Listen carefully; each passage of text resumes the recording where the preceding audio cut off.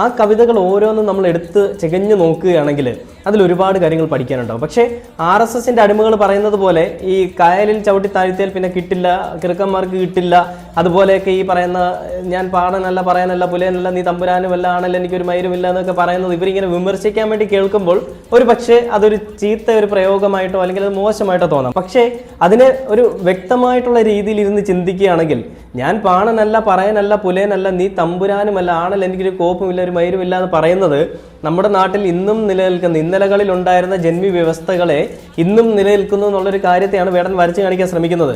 നീ എന്ത് കോപ്പാണെങ്കിലും എനിക്കൊരു കോപ്പും ഇല്ലടാ പുല്ലേ എന്ന് പറയാനായിട്ട് വേടൻ കണ്ടെത്തിയ ഒരു മാർഗമാണ് ഞാൻ പാണനല്ല പറയാനല്ല പുലയനല്ല നീ തമ്പുരാനുമല്ല ആണല്ലോ എനിക്കൊന്നുമില്ല എന്നുള്ള രീതിയിൽ വേടൻ ആവിഷ്കരിക്കുന്നത്. അപ്പൊ ഇങ്ങനെ നമ്മുടെ സമൂഹത്തിൽ ഇന്നും എല്ലാ ആളുകളുടെയും മനസ്സിൽ ജാതിയിൽ ഉയർന്നവൻ ജാതിയിൽ താഴ്ന്നവൻ എന്നുള്ള വേർതിരിവുണ്ട്. നമ്മൾ സുരേഷ് ഗോപിയുടെ വിഷയത്തിലൊക്കെ പലപ്പോഴും കണ്ടതാണ്. അപ്പൊ അങ്ങനെ നിലനിൽക്കുന്ന ഒരു കാലഘട്ടത്തിൽ വേടൻ എന്ന് പറയുന്ന വ്യക്തിയുടെ